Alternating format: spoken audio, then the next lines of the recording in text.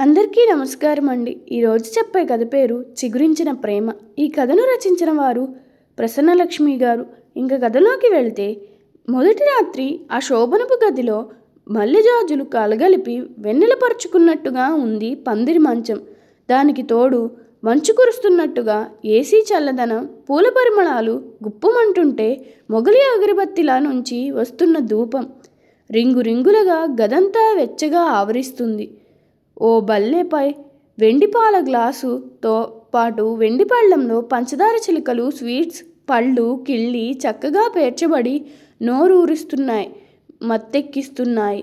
ఆ తొలి రాత్రి నాడు నవదంపతులిద్దరూ ఏకమై ఏకాంతంగా వారి సొంతమైన రతిమన్మధుల్లా విహారించాల్సింది పోయి, ఆనాడెందుకో వారి ఇద్దరి మధ్య అంతా నిశ్శబ్దత, అయిష్టతతో కూడిన మౌనం భయంకరంగా ఉంది. పూల మంచంపై పరుండిన ముళ్ళ మంచంపై పరుండినట్టుగా పీడిస్తున్న భావన. ఆ ఏసి ఆ సువాసనలన్నీ వెర్రెత్తి తల తిప్పుతున్నట్టు చల్లదనంలోనూ చెమటలు పడుతూ ఊపిరాడని పరిస్థితిలో లోనయ్యారు. ఆ పూల పానుపుపై అటు తిరుగొకరు ఇటు తిరుగొకరు పడుకున్నారిద్దరు. వారి మధ్య ఎలాంటి చలనము లేదు. మనసులు మాత్రం ఓడిపోయిన ప్రేమ కోసం అల్లాడిపోతున్నాయి. అతన్ని మొదటిసారి చూసినప్పుడు మనసంతా చక్కిలిగిలింతలయ్యాయి. వెన్నెలకి ఏదో తెలియని తన్మయత్వం, మళ్ళీ మళ్ళీ చూడాలనిపించేలా అతనిలో ఏదో ఆకర్షణ.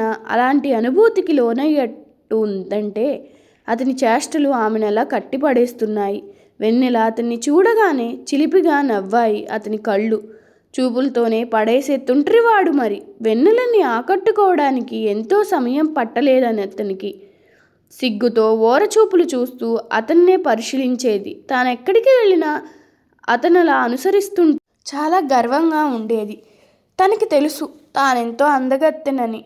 తన అందం ఎందరినో కట్టిపడేసినా తాను మాత్రం అతని చూపులకు ఎందుకిలా లొంగిపోతున్నానో అనే సందేహం ఆమెకెన్నో మార్లు వచ్చినా, అతను ఎవరు ఎలాంటి వాడో తెలియకపోయినా అతనే తన వాడు అవ్వాలనుకుంది. అదేనేమో ప్రేమంటే. నిజమే, అతన్ని నేను ప్రేమిస్తున్నాను. ఆ విషయం మనసుకి అర్థమయ్యేసరికి ముఖం మందారంలా వికసించింది వెన్నెలకి. ఆరు బయట వెన్నెల్లో అతన్ని ఎన్నిసార్లు కలుసుకుందో వెన్నెల. ఈ వెన్నెల తన చెంతనే ఉండగా ఇక ఆ వెన్నెలతో పనేముంది? అమావాస్యలో కూడా నాకు ఈ వెన్నెల ఎప్పుడూ తోడుంటుంది. అతను అలా తనను పొగిడేసరికి కిలకిలా నవ్వేది వెన్నెల. సరదాగా సముద్ర తీరానికి వెళ్ళి ఆ ఇసుక తిమ్మెరలో దూరంగా ఓ మూల కూర్చున్నప్పుడు గాలికి ఎగురుతున్న ముంగురులను సవరిస్తూ చటుక్కున ముద్దు పెట్టుకున్న అతని వైనానికి విస్తుపోలేదు వెన్నెల. ఒళ్ళంతా ఏదో తెలియని తీయటి వేదన, ఇంకా ఏదో కావాలనిపించే తమకం ఆమె కళ్ళల్లో జ్వలిస్తుంటే అంతగాను మురిపించేవాడు తన ప్రియుడు. అలా ఎన్నో గంటలు గడిపేసిన రోజులెన్నో. ప్రేమికుల రోజంటూ ప్రేమకు చిహ్నమైన గులాబీని తీసుకురాలేదు అతను. సరాసరి వెన్నెలనే ఓ అందమైన గులాబీ తోటకి లాక్కుపోయి, ఇందులో నువ్వొక అందాల రాణివన్నాడు. వెన్నెల ముఖం మరింత అందంగా విప్పరబోయింది. అతనే తన వాడిని గట్టిగా నిర్ధారించుకుంది. ఇంట్లో సంబంధాలు చూస్తుంటే చదువు సాకుతో తప్పించుకు తిరిగింది. కానీ ఇప్పుడు తప్పలేదు. ఇలాంటి రోజు తనకు ఎదురవుతుందని కలలో కూడా అనుకోలేదు. అటు తిరిగిన వెన్నెల కళ్ళల్లో అతనితో జరిపిన ప్రేమాయణం అంతా కళ్ళ ముందు మెదిలేసరికి కళ్ళల్లో గిర్రున నీళ్లు తిరిగాయి వెన్నెలకి. బస్టాండ్లో అదాటుగా ఆమె ప్రశాంత్ కళ్ళ ముందు వెలుగు వచ్చినట్లయింది. అవును, ఖచ్చితంగా ఆమె తనే. ఆ రోజు తరువాత మళ్ళీ ఇన్నాళ్లకు అనుకుని విధంగా ఇలా కనిపిస్తుందనుకోలేదు. బావున్నావా? అప్రయత్నంగా నోరు విప్పి పలకరించాడు ఆమెను. ఆమె తల తిప్పి చూసింది. అతని గుర్తుపట్టి చిన్న చిరునవ్వు నవ్వి తలదించుకుంది. ఎలా ఉన్నావ్? బావున్నావా? కుశల ప్రశ్న వేశాడు ఆమె గురించి ఎంతో తెలుసుకోవాలనుకున్న ఉత్సాహంతో. ఆమె తలెత్తి ప్రశాంత్ వైపు చూసింది. ఆమె కళ్ళల్లో నీళ్లు ఆమెనెలా చూడగానే తల్లడిల్లిపోయాయో. ఏమైంది? ఎందుకా కన్నీరు? చుట్టుపక్కలంతా గమనిస్తున్నారని మెల్లిగా అడిగాడు. ఆమె అక్కడ ఇబ్బంది పడుతుందని గ్రహించి, నీకు అభ్యంతరం లేకపోతే అలా రెస్టారెంట్కి వెళ్ళి మాట్లాడుకుందాం అన్నాడు. ఇద్దరూ అటుగా నడిచారు. రెస్టారెంట్లో కూల్ డ్రింక్స్ ఆర్డర్ చేసి ఓ టేబుల్ దగ్గర ఒకరి ఎదురుగా ఒకరు కూర్చున్నారు. ఇప్పుడు చెప్పు, ఏమైంది? నువ్వు మీ వారు సంతోషంగా ఉన్నారా? ఆతృత ఆపుకోలేక మళ్ళీ అడిగాడు ప్రశాంత్. ఆమె చెప్పడం మొదలుపెట్టింది. అంతా విన్నాక ఆమె విషాదగాథకి తట్టుకోలేకపోయాడు. గతంలో ప్రశాంత్తో పెళ్ళైన మొదటి రాత్రి చెప్పిందామె.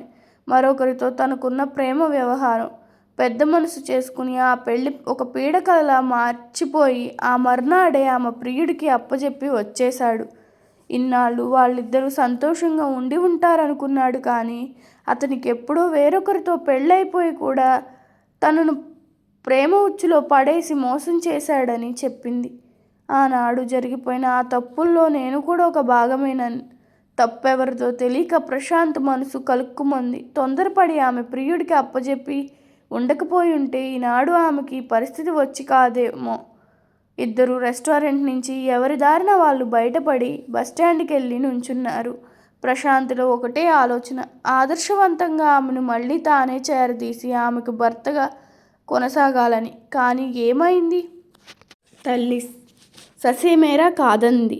లేచిపోయిన దాన్ని తీసుకొచ్చి కుటుంబాన్ని నవ్వుల పాలు చేయకు అంటూ గట్టిగానే వార్నింగ్ ఇవ్వడంతో రాకరాక మళ్ళీ ఇన్నాళ్ళకు వచ్చిన సంబంధాన్ని కాదనలేక తల్లి మాట తీసిపారేయలేక తల వంచి మళ్ళీ ఇంకో అమ్మాయిని పెళ్లి చేసుకున్నాడిప్పుడు. మరోవైపుకి తిరిగి పడుకున్న ప్రశాంత్కి గతం కళ్ళ ముందు అలా మెదులాడుతూ ఉంటే భారంగా నిట్టూర్చాడు. మొదటి రాత్రి కాస్త అలా తెల్లారిపోయింది. రెండవ రాత్రి ఇద్దరి మధ్య అదే నిశ్శబ్దం. లాభం లేదనుకున్నాడు ప్రశాంత్. ఆ నిశ్శబ్దాన్ని ఛేదిస్తూ తానే పలకరించాడు కట్టుకున్న కొత్త పెళ్ళాన్ని. నీవు నాతో ఏదైనా చెప్పాలనుకుంటే చెప్పు. నీకు ఈ పెళ్ళి ఇష్టం లేనట్టుంది. ఏదైనా కానీ మనం ఈ 4 గోడల మధ్య ముందుగా తేల్చుకుంటేనే మంచిది. భార్యను అనునయంగా అడిగేసరికి భర్తను వాడిన మోముతో బేలగా చూసింది వెన్నెల. చెప్పాలని ఉన్నా చెప్పుకోలేని ప్రేమ గద తానిది. తాను పర్వంలోకి అడుగు పెట్టాక 4-5 ఏళ్ల క్రితం నుంచి తన మనసు దోచిన మొనగాడొకడే. ప్రేమను ఒలికిస్తూ కవ్విస్తూ తానెంతగానో ప్రేమిస్తున్నట్టు రాసిన ప్రేమలేఖను పరుపు కింది నుంచి తీసి చూపించింది. ప్రశాంత్ అరిదిరిపడ్డాడు. ఈ రెండవ వివాహంలో కూడా కట్టుకున్న భార్య ముందుగానే ఎవరినో ప్రేమించిన బాపతేమో అనుకుని తనకు అచ్చిరాని పెళ్లిని తలుచుకుంటూ ఆ లేఖ మడత విప్పాడు. గులాబీ రంగు కాగితంపై అందమైన అక్షరాలతో వెన్నెల మనసును పెనవేసుకున్న భావాజలం ఆపదల్లో పిచ్చెక్కిస్తున్నాయి. అంత అద్భుతంగా ఉంది ఆ ప్రేమలేఖ. ఏ అమ్మాయి అయినా పడిపోయి తీరాల్సిందే. మరి ఏమయ్యాడు నీ ప్రియుడు? మీ పెళ్ళెందుకు జరగనట్టు పెద్దలు ఒప్పుకోలేదా? ప్రశాంత్ మనసులో అలజడి రేగిన ఆమె ప్రేమగాథను తెలుసుకోవాలన్న ఉత్కంఠతో అడిగాడు. వెన్నెల మంచంపై నుంచి లేచి నిలబడింది. అక్కడున్న నీళ్ల గ్లాసును అందుకుని గొంతు తడుపుకుంది. తిరిగి భర్త వైపు చూస్తూ, నేను నిజమే చెప్తున్నా. నేను పర్వంలోకి అడుగు పెట్టాక నాకెన్నో ప్రేమలేఖలు వచ్చేవి. అవేమీ నా మనసుని హత్తుకోలేదు. ఎవరో చిన్న పిల్లాడు వచ్చి రోడ్డు మీద వెళ్తున్న నా చేతిలో ఆ ప్రేమలేఖను పెట్టి తుర్రుమన్నాడు. వయసు చేసే అల్లరి ప్రభావమేమో. ఎంత చూడకూడదనుకున్న ఆ ప్రేమలేఖను విప్పి పదే పదే చదివి పిచ్చిదాన్ని అయ్యాను. ఆ లేఖ రాసిన ప్రదీప్ ఎవరో కూడా నాకు తెలియదు. అతనంటే నాకెంతగానో పిచ్చి ప్రేమ. మనిషిని చూడకపోయినా ఎప్పుడో ఒకప్పుడు నా కళ్ళ ముందుకు వస్తాడన్న నమ్మకం. ఆ నమ్మకంతోనే ఎదురు చూస్తూ అతన్ని నాకు నచ్చిన రూపంలో ఊహించుకుంటూ అక్కడక్కడ కనిపించే జంటల్లాగే మేము నా ఊహల్లో చెలరేగిపోతూ మానసికంగా అతని ఒడిలో వాలిపోయేదాన్ని. అలా తలుచుకుంటూ నాలో నేను నవ్వుకుంటున్నాననే ధ్యాస నాకు ఎప్పుడూ తెలియలేదు. ఇంట్లో వాళ్ళు నన్ను అదోలా చూస్తూ దీనికి పిచ్చి ముదిరింది, వెంటనే పెళ్లి చేయకపోతే దీన్ని పిచ్చాసుపత్రికి పంపించాల్సి వస్తుందని అమ్మ చేసిన అల్లరి అంతా ఇంతా కాదు. ఎలాగైతే మా వాళ్ళంతా కలిసి నా మెడలో వంచి మరీ మీతో నాకు ముడుముళ్ళు వేయించారు. తన ప్రేమ కథను చెప్పడం ముగించి, ఇప్పుడు చెప్పండి, నన్ను అంతగా ప్రేమిస్తున్న అతని కోసం నేను ఎదురు చూడడం తప్పంటారా? ఒకరిపై మానసికంగా మనసు పారేసుకున్న మీతో నేను ఎలా జీవితాన్ని పంచుకోగలనంటారు? అమాయకంగా చెప్పిన వెన్నెల ప్రేమ కథ విన్నాక ఆశ్చర్యంతో విస్తుపోవడం ప్రశాంత్ వంతైంది. ఇంతవరకు ఆమె చూడని కలవని వ్యక్తితో ప్రేమ కలపాలను జరుగుతున్నట్టుగా ఊహిస్తూ భ్రమలో గడిపే ఇలాంటి ప్రేమ పిచ్చివాళ్ళు కూడా ఉంటారా అని ఆశ్చర్యపోయాడు. మొదటి భార్యను తన ప్రియుడితో కలిపి తన వరకు న్యాయం చేశాడనే అనుకున్నాడు. కానీ ఆమె విధిరాత బాగోలేదు. కానీ ఈ అమాయకురాలైన భార్య అలా కాకూడదు. వెన్నెల ప్రేమ కథకు సుఖాంతం తెలవాలి అనుకున్నాడు మనసులో. 3వ రాత్రి. వెన్నెల చుబుకాన్ని పైకెత్తి కళ్ళల్లో కళ్ళు పెట్టి చూశాడు ప్రశాంత్. అనుకోని ఆ పరిమాణానికి ఇబ్బందిగా వెనక్కి జరిగింది. చూడు వెన్నెల, నీకు ఇష్టం లేకుండా నీకు దగ్గర అవ్వడం నాకు ఇష్టం లేదు. ముందు మన మనసులు కలవాలంటే నా గురించి కూడా నీకు తెలియాలి కదా.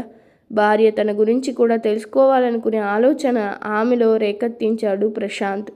తెలుసు మీకు ఇదివరకే పెళ్ళయిందన్న విషయం. అందుకే నన్ను పెళ్లి చేసుకోవడానికి ఎవరూ ముందుకు రారన్న భయంతో మీకు కట్టబెట్టారు.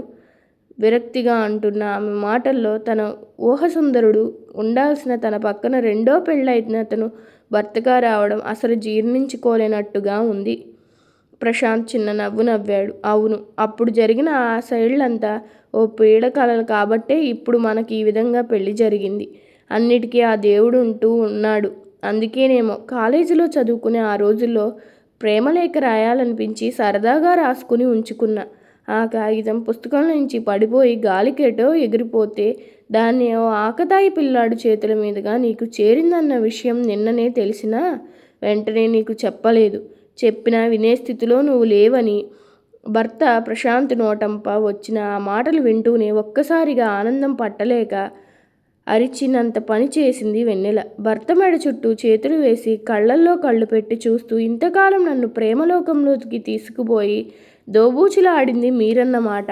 ఉండండి, ఈరోజు మీ పని చెబుతాను అంటూ భర్తను ముద్దులతో నింపేస్తూ తన ప్రేమనంతా కుమ్మరించి అతని నిరీక్షణలో అలసిపోయిన ప్రేమ విజేత అయ్యానన్న తృప్తితో అతని కౌగిట్లోకి ఒదిగిపోయింది. ప్రశాంత్ ఆమె పొది వినాగలేగే పట్టుకుంటూ ఆమెను మరింత దగ్గరికి తీసుకున్నాడు.